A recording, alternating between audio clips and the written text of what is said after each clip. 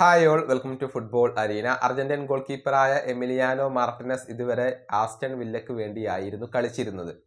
എന്നാൽ അദ്ദേഹം ക്ലബ്ബ് വിടാൻ തീരുമാനിച്ചു കഴിഞ്ഞിട്ടുണ്ട്. പക്ഷേ അദ്ദേഹം എങ്ങോട്ടാണ് പോകുന്നത് എന്നുള്ളത് ഇതുവരെ വ്യക്തമായിട്ടില്ല.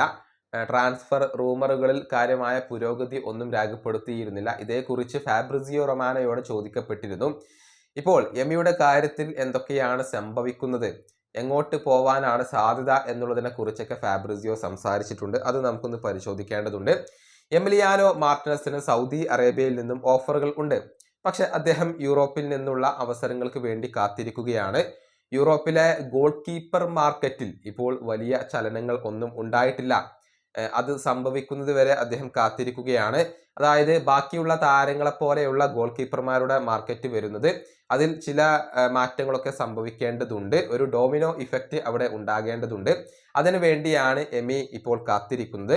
അദ്ദേഹം ആസ്റ്റൺ വില്ല വിടാൻ തീരുമാനിച്ചു കഴിഞ്ഞിട്ടുണ്ട്. അത് ശരിയാണ്, യഥാർത്ഥമായ ഒരു ഓപ്ഷനാണ്. തന്റെ കരിയറിൽ ഈ ഒരു ഘട്ടത്തിൽ മാറ്റം വേണമെന്ന് ഇപ്പോൾ എമി ഉറച്ചു വിശ്വസിക്കുന്നുണ്ട്.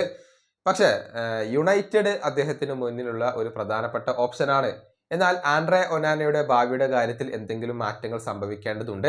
ഒനാന യുണൈറ്റഡ് വിടാൻ തീരുമാനിച്ചു കഴിഞ്ഞാൽ മാത്രമായിരിക്കും എമിക്ക് അവിടേക്ക് എത്താൻ സാധിക്കുക എന്നുള്ളതാണ്. അങ്ങനെയാണ് എന്നുണ്ടെങ്കിൽ യുണൈറ്റഡ് പ്രധാനപ്പെട്ട ഒരു ഓപ്ഷനായി മാറിയേക്കും.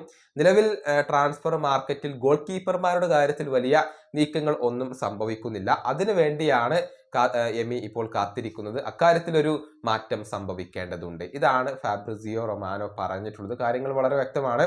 ഗോൾ കീപ്പർമാരുടെ കൈമാറ്റങ്ങൾ ഇപ്പോൾ നടക്കുന്നില്ല. അതുകൊണ്ട് തന്നെ എമിക്ക് ഇനിയും കാത്തിരിക്കേണ്ടി വരും. ഒനാന ക്ലബ്ബ് വിടുകയാണെങ്കിൽ എമി മാഞ്ചസ്റ്റർ യുണൈറ്റഡിലേക്ക് എത്താനുള്ള സാധ്യതകൾ ഏറെയാണ്. ഈ വീഡിയോ അവസാനിപ്പിക്കുന്നു. അടുത്ത വീണ്ടും കാണാം.